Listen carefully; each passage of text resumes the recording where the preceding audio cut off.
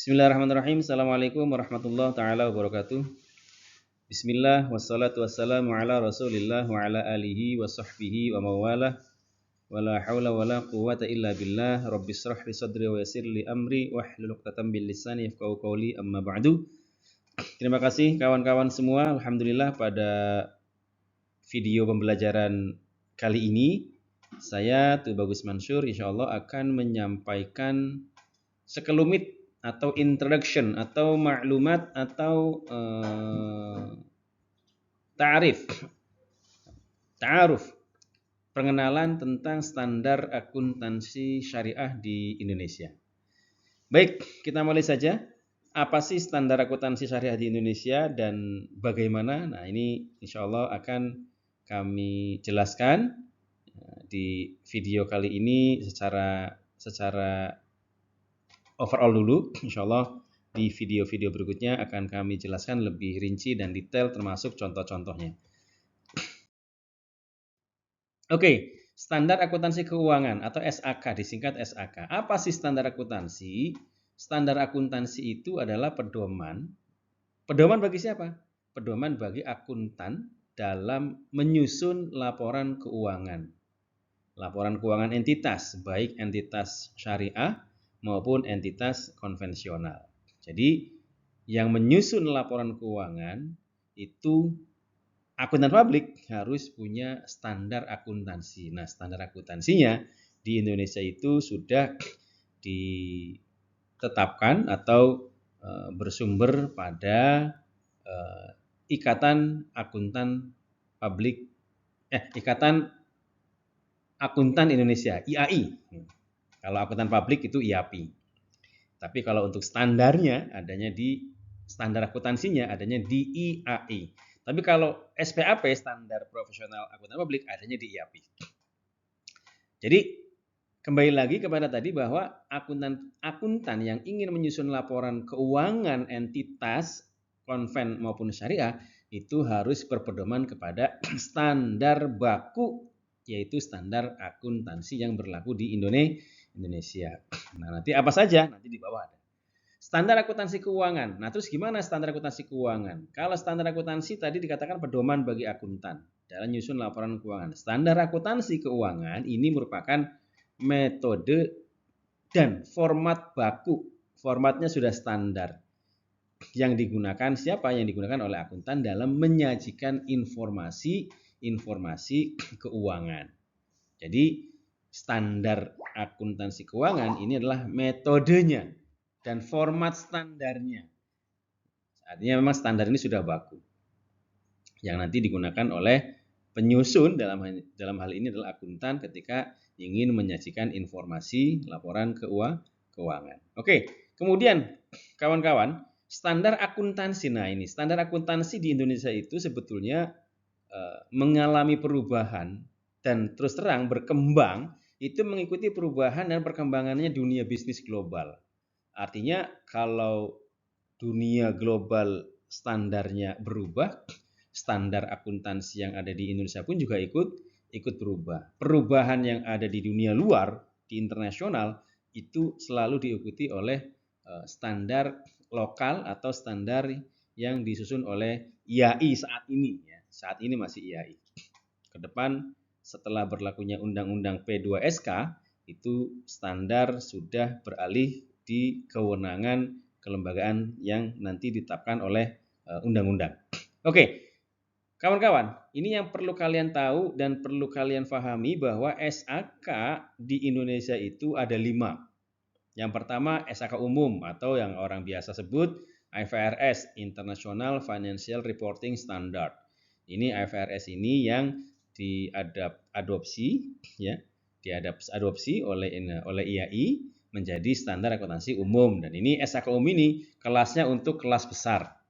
Jadi untuk kelas besar, untuk entitas besar menggunakan SAK-nya umum. Contoh entitas yang listing di Bursa Efek. Jadi setiap entitas yang listing di Bursa Efek itu harus menggunakan SAK umum atau IFRS. Contoh lagi perbankan. Perbankan itu menggunakannya SAK umum. SAK-nya umum lengkap. Ya, SAK yang lengkap, super lengkap itu SAK umum. Termasuk misalnya contoh asuransi. industri asuransi atau industri manufaktur yang kelasnya besar. Itu menggunakannya standar akuntansi umum atau AFRS. Nah, kemudian yang kedua standar akuntansi pemerintah. Nah, standar akuntansi pemerintah ini digunakan oleh KL, Kementerian Lembaga. Contoh misalnya di Kementerian Keuangan, di Kementerian Pertahanan, Kementerian Kelautan, di kementerian, semua kementerian dan kelembagaan. Ini menggunakan standar akuntansinya khusus yaitu standar akuntansi pemerintah karena ini adalah sektor publik. Jadi untuk yang sektor publik standar akuntansinya menggunakan standar akuntansi pemerintah. Yang kedua, yang ketiga SAK etap, standar akuntansi keuangan entitas tanpa akuntabilitas publik. Nah, sekarang ini etap terakhir tahun 2024 ini. Jadi ini tahun 2024 adalah terakhir masa berlakunya SAK etap.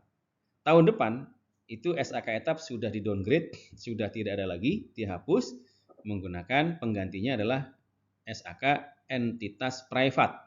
Jadi entitas private pengganti dari SAK etap. Jadi dulu misalnya PPR, PPRS atau koperasi atau perusahaan menengah ke bawah itu dulu menggunakannya SAK-nya etap, sekarang sudah menggunakan EP, entitas private. Jadi sedikit di atasnya etap tapi di bawah AFRS, di bawah SAK umum. Seperti itu.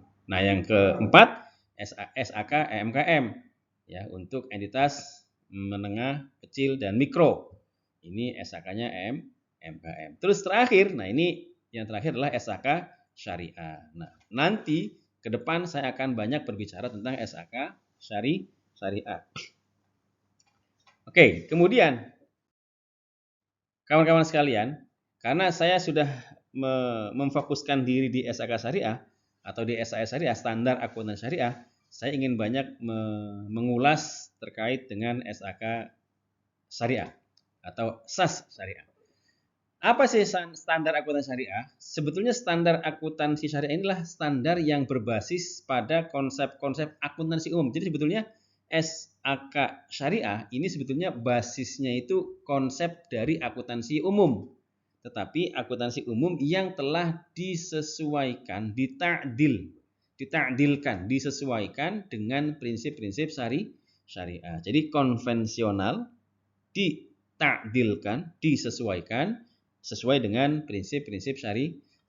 Siapa yang menentukan prinsip syariah di Indonesia sesuai dengan Undang-Undang P2SK? Saat ini yang menetapkan prinsip syariah itu adalah Majelis Ulama Indonesia sebagaimana diatur dalam pasal 334 huruf H P2SK.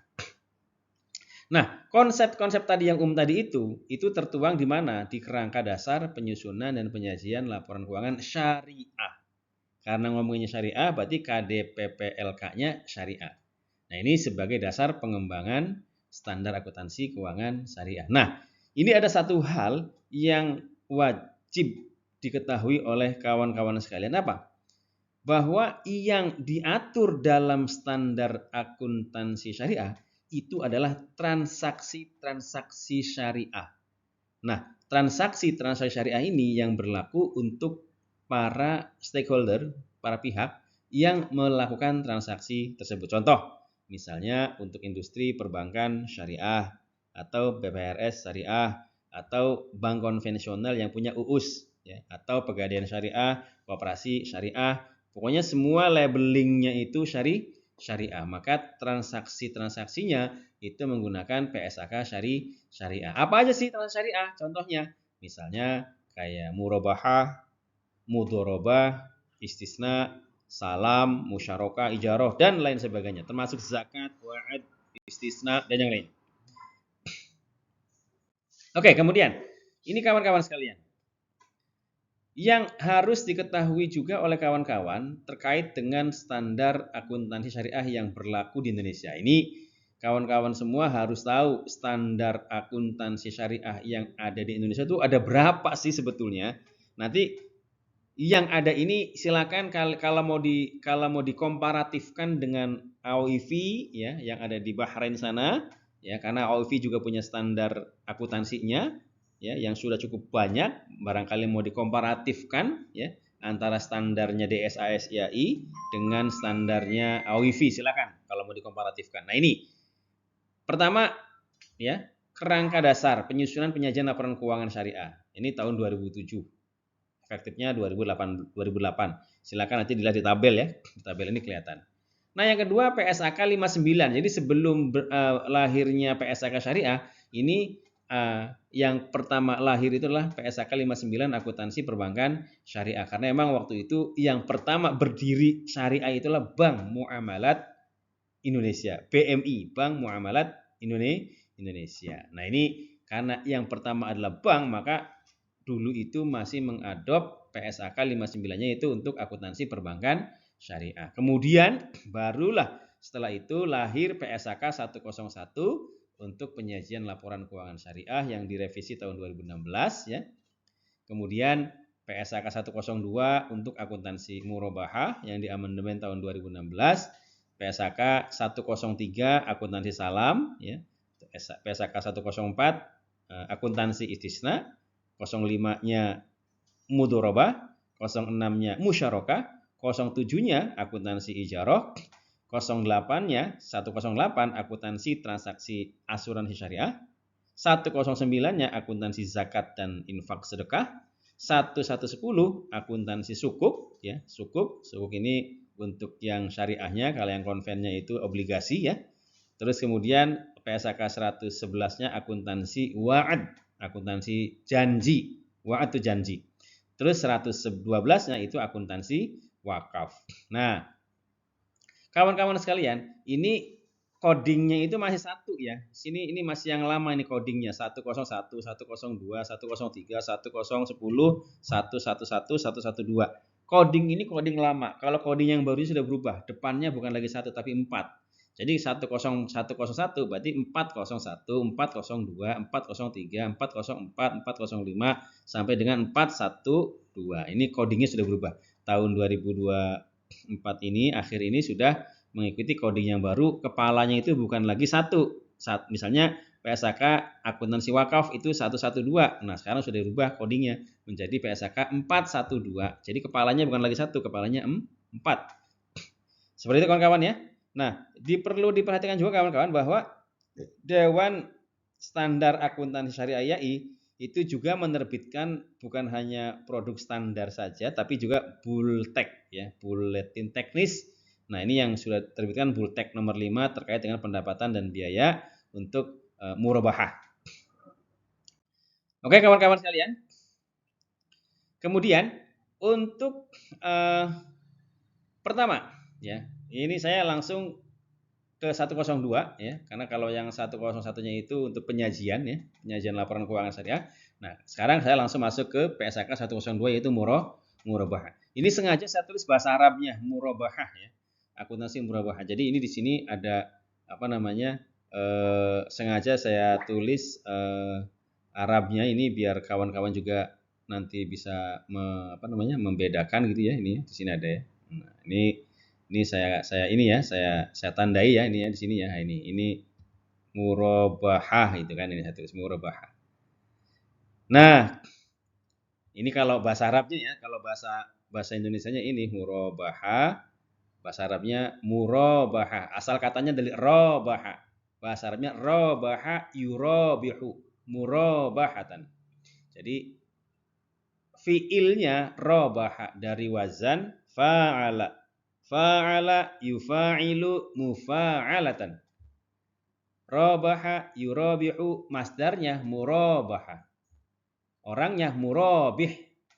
Gitu ya. Jadi ini itu kalau bicara jidr isim mustaq ya. Isim mustaq itu berarti ma yakunu minal fi'li.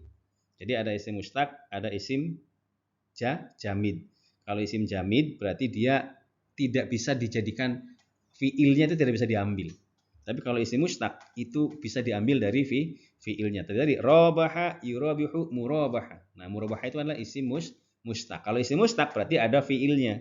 Ada fiil apa? Fiil madinya. Kalau fiil madi ada, pasti fiil mudhari'nya juga ada. Seperti itu ya. Ini untuk tambahan saja bahwa murabahah itu bahasanya dari murabahah. Asal katanya rabaha. Yurabihu murabahatan. Oke, dikatakan di sini dalam PSAK 102 murabahah itu adalah yang menjadi fokus adalah di sini mengatur akuntansi untuk transaksi murabahah, yaitu transaksi jual beli dengan margin keuntungan yang disepakati. Jadi yang namanya murabahah itu bahasa kalau di bahasa kitabnya itu markup gitu ya. Jual beli bai'ul markup. Jadi jual beli markup. Kenapa dikatakan jual beli markup? Karena harga pokoknya itu harus jelas, marginnya juga harus jelas. Itu namanya jual beli murabahah. Jadi yang namanya murabahah itu adalah jual beli yang harga pokoknya jelas dan marginnya juga harus jelas. Artinya sama-sama disebutkan di sini antara bai' dan mushtari, penjual dan pembeli itu harus sama-sama sepakat dan sama-sama mengetahui harga pokoknya berapa dan keuntungan yang diinginkan juga sama-sama harus dijelaskan dan disepakati. Nah, di sini dikatakan bahwa murabahah adalah jual beli khusus, makanya dikatakan murabahah itu adalah bai'ul amanah di sini nih. Kenapa dikatakan bai'ul amanah? Karena memang murabahah itu adalah jual beli dikatakan amanah. Kenapa amanah? Karena tadi penjualnya itu harus jujur mengatakan bahwa ini loh harga pokoknya. Harga pokoknya 10 juta. Marginnya saya mau 1 juta. Harga pokoknya 10 juta, marginnya 1 juta. Nah, itu 10 juta harga pokok ya roksul malnya itu harus disampaikan kepada si pembeli dan pembeli juga mengetahui oh iya harganya 10 juta. Keuntungannya 1 juta. Setuju apa enggak ente? Oh, setuju.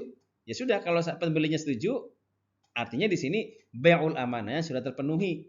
Nah, itu adalah prinsip utama dari jual beli murabahah. Artinya di sini pembeli mengetahui dan menyepakati berapa keuntungan atau margin yang diminta dan diinginkan oleh si penjual, oleh si bai. Gitu. Jadi makanya di sini bai juga nggak boleh bohong, harus jujur. Kenapa? Karena bai'ul amanah tadi itu nggak boleh harga pokoknya misalnya 10 juta tapi dibilangnya bukan 10 juta misalnya dulu belinya ini 11 juta nggak boleh karena di sini murabahah bai'ul amanah. Kalau misalnya sudah melenceng dari situ namanya bukan lagi murabahah. Artinya definisi murabahah itu adalah bai'ul amanah ini sudah clear. Kalau ini terlewati atau tidak terpenuhi maka tidak lagi dikatakan bai'ul amanah. Kalau bukan bai'ul amanah, bukan murabahah, maka sudah keluar artinya bukan lagi murabahah, bisa saja nanti musawamah. Nah, dalam akuntansi murabahah di sini nanti juga dijelaskan ya, ada pengakuan untuk pengakuan untuk penjual, akuntansi si penjual, bagaimana penjual mengakui jual beli markup ya, jual beli markup murabahah, terus juga akuntansinya untuk si pembeli juga si mushtari ya. Si mushtari juga bagaimana ketika ada transaksi jual beli atau akad murabahah. Jadi antara si penjual maupun pembeli di dalam PSAK 102 ini diatur ya. Dari sisi pengakuannya. Ya, artinya bagaimana pengakuannya si penjual? Apakah ada aku dulu sebagai inventory ya dalam mahzannya persediaan gitu kan? Nah, itu nanti diatur di PSAK 102 ini. Bagaimana pengakuannya? Nanti kita akan jelaskan di sesi berikutnya. Termasuk pengukuran. Gimana ngukurnya? Kapan kita ukur? Bagaimana ngukurnya? Nah, ini juga nanti akan saya jelaskan di sesi berikutnya. Insya Allah akan lebih jelas dan gamblang termasuk contoh-contohnya juga nanti akan saya sampaikan di sini. Di sesi video pembelajaran berikutnya insya Allah. Terus juga di sini mengatur tentang penyajiannya. Bagaimana murabahah disajikan? Apakah murabahah itu harus disajikan di posisi aktiva atau pasiva? Apakah harus ada kontrak account-nya? Nah, ini nanti insya Allah ya di next-nya akan saya.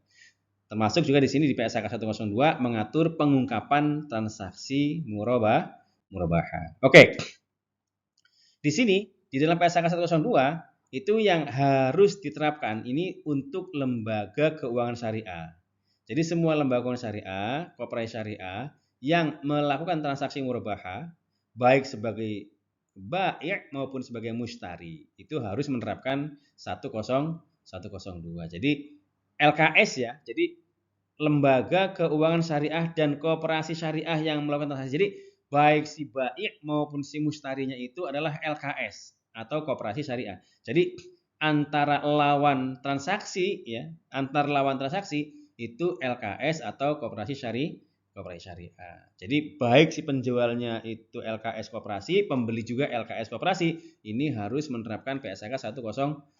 Gimana kalau lawannya itu misalnya bukan syariah? Ya kalau lawannya ini kan yang diatur di sini yang lawannya sama-sama syariah. Jadi misalnya BPRS dengan koperasi syariah atau bank syariah dengan BSI misalnya dengan koperasi mana gitu atau dengan pegadaian syariah gitu kan. Jadi sama-sama yang mengadopsi atau sama-sama yang menerapkan prinsip syariah. Karena kemarin juga ada yang menanyakan seperti itu ke saya, bagaimana kalau lawannya bukan syariah? Ya kalau yang ini kan yang diatur untuk yang sesama syariah. Ya kalau yang enggak syariah ya enggak diatur di sini, di luar dari konteks yang kita bahas. Artinya yang syariahnya saja yang diatur. Kemudian pengaturan yang terkait dengan PSAK 102 ini adalah Bultek 5, pendapatan dan biaya terkait dengan murabah. Nanti Bultek ini insya Allah di sesi khusus saya akan buatkan video pembelajarannya. Saya buatkan juga contohnya untuk yang baik proporsional maupun yang efektif ya. Oke, kemudian di sini juga saya sampaikan juga bahwa PSAK 102 dikeluarkan oleh DSAK itu tahun 2007 ya, ini riwayat saja, ini sejarah saja ya. Nah, PSAK 102 menggantikan pengaturan akuntansi perubahan dalam PSAK 59. Jadi dulunya emang PSAK 59 awal-awalnya ya. Kemudian adanya PSAK 102 maka PSAK 59-nya tidak lagi digunakan atau yang digunakan adalah 1002. Codingnya sekarang bukan lagi 102 tapi 4002. Nah, ini yang perlu kalian tahu untuk pengetahuan ya. Seluruh produk akuntansi syariah itu kewenangannya dialihkan ke Dewan Standar Akuntansi Syariah DSAS IAI. Sebelumnya itu memang masih DSAK, Dewan Standar Akuntansi Keuangan.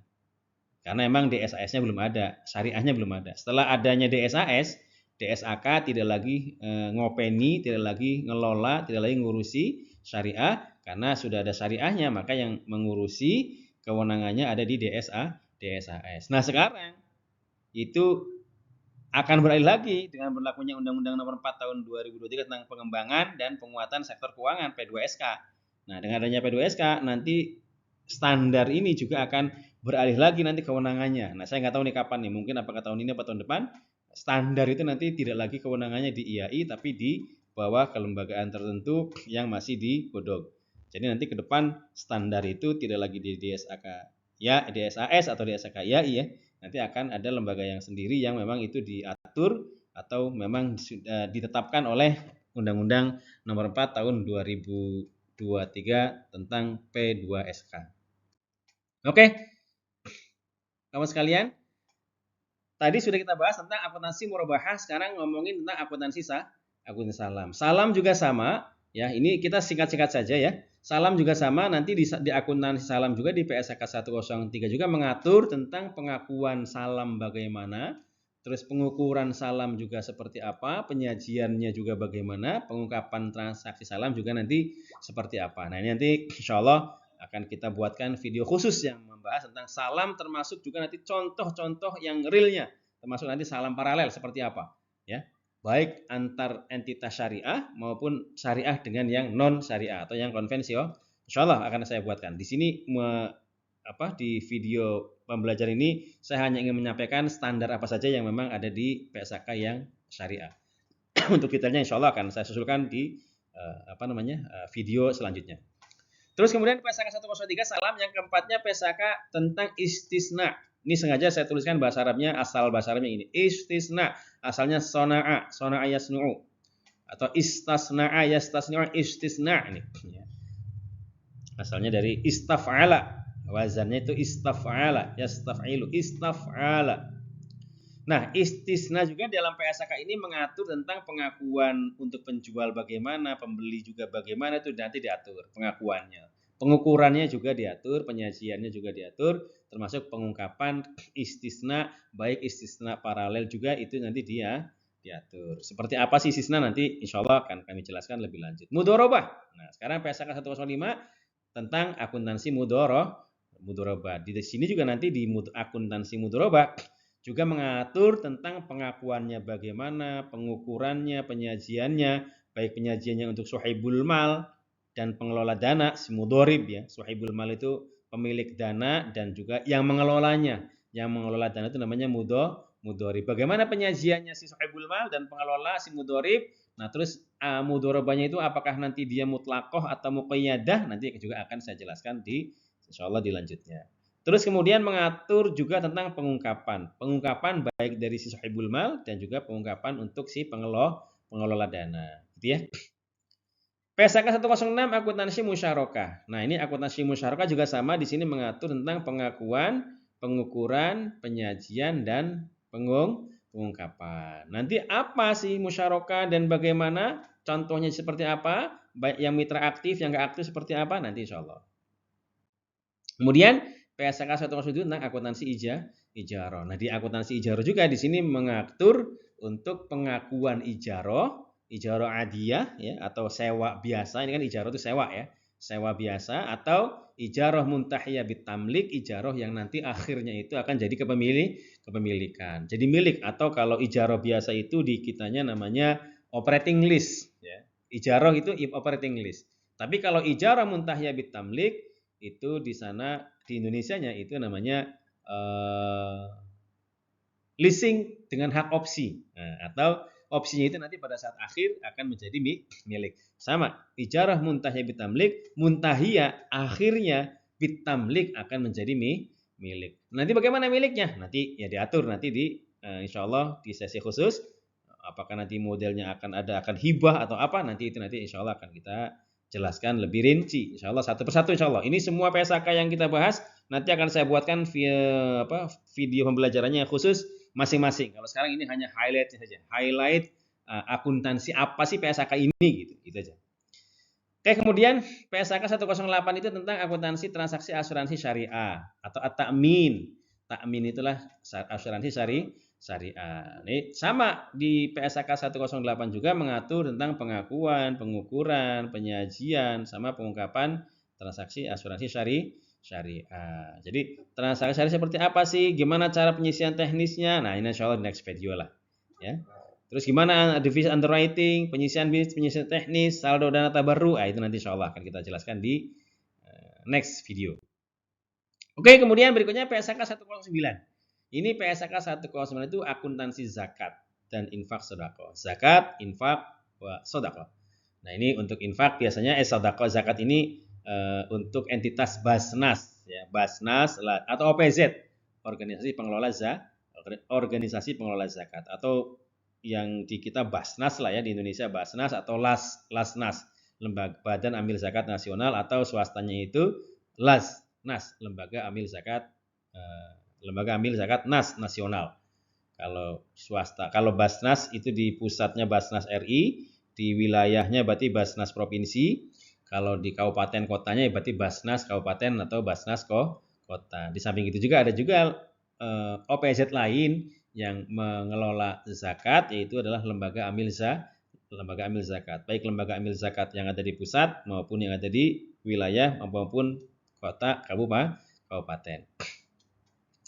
Nah, di Basnas sendiri juga ada lagi yang namanya UPZ, unit pengumpul zakat. Ini sebetulnya adalah mekanisme untuk bisa mengumpulkan zakat dari berbagai sisi yang memang harus dikelola dengan baik oleh unit pengumpul zakat sebagai pembantu. Di sini juga sama di PSK 109 nanti mengatur tentang pengakuannya seperti apa untuk yang zakat, infak dan sedekah. Pengukurannya juga bagaimana, penyajiannya juga seperti apa, pengungkapan untuk pengelola zakat, infak, sedekah juga seperti apa. Nah, ini yang perlu dipahami oleh kawan-kawan ya.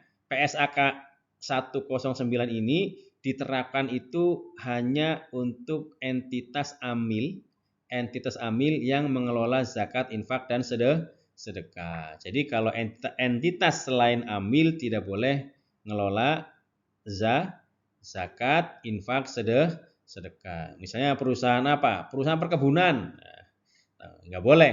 Tapi kalau di perusahaan perkebunan atau manufaktur itu ada OPZ-nya, UPZ-nya, Jadi misalnya di perusahaan manufaktur atau di perusahaan tambang tersebut punya UPZ, nah unit pengumpul zakat, nah baru bisa.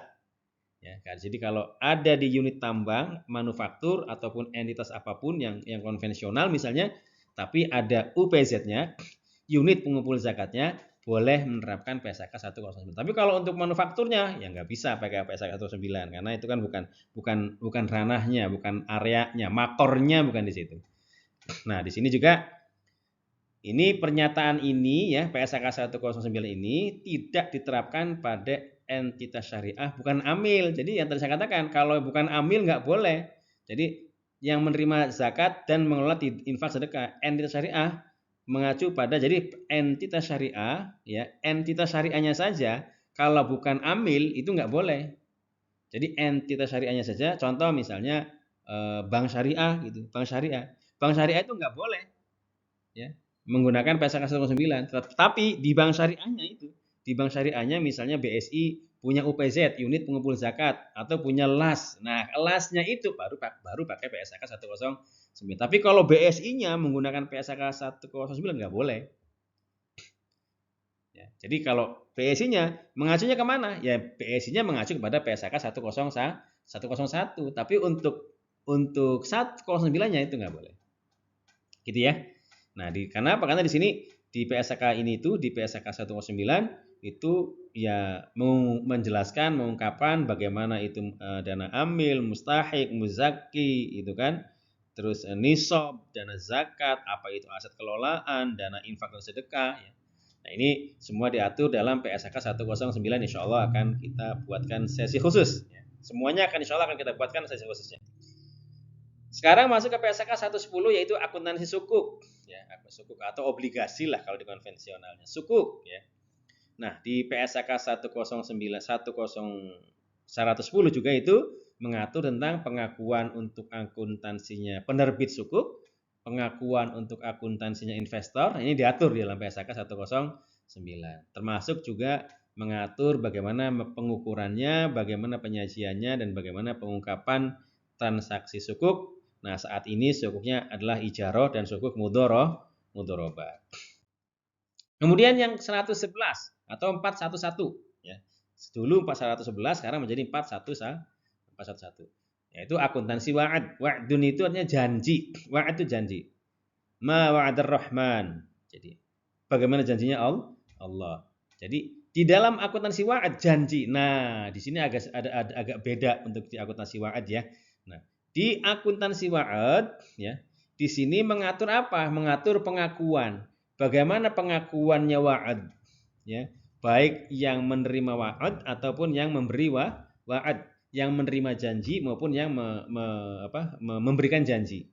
Apakah memberikan janji dan menerima janji itu punya kewajiban untuk mencatat asetnya atau kewajibannya? Aset wa'adnya, kewajiban wa'adnya. Apakah harus diakui? Nah, itu nanti insya Allah ya. Pengakuan penerima wa'ad maupun yang memberi wa'ad. Pengakuannya bagaimana? Apakah harus dicatat? Apakah harus diakui? Nah, bagaimana ini pencatatannya? Nah, ini pengakuannya bagaimana? Ini insya Allah nanti ya. Pengukurannya bagaimana? Nah, pengukurannya gimana? Kalau misalnya harus diakui, misalnya harus diakui. Gimana ngukurnya? Oh, baru janji kok. Gitu kan? Nah, padahal janji ini wa'ad dalam akuntansi 111 atau 411 wa'ad ini janji itu bersifat mulzim loh. Dalam fatwanya itu bersifat mulzim. Fatwanya bilang mulzim, PSAK juga bilang mulzim. Artinya apa mulzim itu? Mulzim itu sifatnya ngikat. Gini, ngikat udah. Jadi kalau udah janji itu sifatnya mulzim. Jadi kalau sudah mulzim itu mengikat. Nah, ketika sudah mengikat, apakah perlu diakui asetnya atau kewajibannya? Terus gimana ngukurnya? Nah, itu. Kalau diakui itu gimana? Kalau misalnya pengakuannya itu diakui, wah itu diakui misalnya. Nah, terus gimana ngukurnya? Nah, ini gitu kan. Nah, ini kan harus jelas ini, harus clear nih. Nah, insya Allah nanti ya. Terus gimana penyajiannya? Kalau sudah diukur, gimana yang disajikannya? Nah, gitu. Nah, terus kemudian pengungkapan transaksi wa'ad itu nanti juga di sini dijelaskan atau diatur dalam PSAK 111. Insya Allah di video pembelajaran berikutnya akan saya jelaskan satu persatu.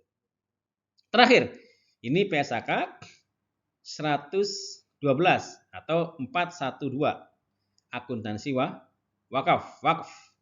wakaf. Akuntansi wakaf. Nah, akuntansi wakaf. Di dalam akuntansi wakaf, di PSAK 112 ini atau 4112, ini juga mengatur tentang bagaimana pengakuan untuk wakaf, pengukurannya juga bagaimana, penyajian juga diatur di sini di standar ini, termasuk pengungkapan transaksi wakaf itu juga diatur di PSAK 112 atau 412. Nah, di dalam PSAK ini nanti dijelaskan juga apa itu wakaf, siapa itu wakif, apa itu aset wakaf, apa itu ikrar wakaf, dan mauquf alaih. Siapa mauquf alaihnya? Artinya mauquf alaih itu orang yang menerima manfaat dari wakaf. Contoh, saya mewakafkan tanah. Saya pada waktu mewakafkan tanah itu yang menerima nadirnya, misalnya siapa? Nadirnya misalnya si Slamet. Saya bilang sama Slamet, karena wakaf itu ada yang permanen, ada yang muakkad. Ada yang permanen sifatnya selama-lamanya, kalau muakkad sifatnya temporer, sementara. Nah, saya mewakafkan tanah. Tanah itu misalnya dibuat apa terserah lah, mau bangun masjid atau mau dibangun perumahan, rumah sakit atau sawah. Hasilnya itu, saya ngomong hasilnya ini tolong diberikan kepada fakir miskin, yatim, jompo, janda misalnya. Nah, fakir miskin, yatim, jompo, janda itu namanya mauquf alaih. Mauquf alaih itu adalah orang yang menerima manfaat dari hasil wakaf. Nah, ini nanti insya Allah akan kita jelaskan lebih detail. Contohnya pun termasuk jurnalnya pun insya Allah. Jurnal akuntansinya seperti apa insya Allah akan saya sampaikan juga di video pembelajaran berikutnya. Nah, silakan kalau ini bermanfaat untuk kalian kawan-kawan, monggo diambil kemanfaatannya, dan semua yang baik itu adalah datangnya dari yang Maha Kuasa, Rabbul Izzah. Kalau ada kesalahan berarti datangnya itu dari saya Al-Fakir, diri saya sendiri. Silakan kalian like dan subscribe. Bila perlu di-share ke kawan-kawan, kalau ini memang memberikan manfaat yang baik untuk kalian, silakan di-share kepada rekan-rekan yang lain untuk kemanfaatannya. Insya Allah ini bagian dari amal jariahnya saya dan juga amal jariahnya kawan-kawan yang meng-share ilmu yang sekelumit ini insya Allah. Terima kasih. Syukran wa dumtum fil khair wan najah wal falah lakum. Wassalamualaikum warahmatullahi taala wabarakatuh.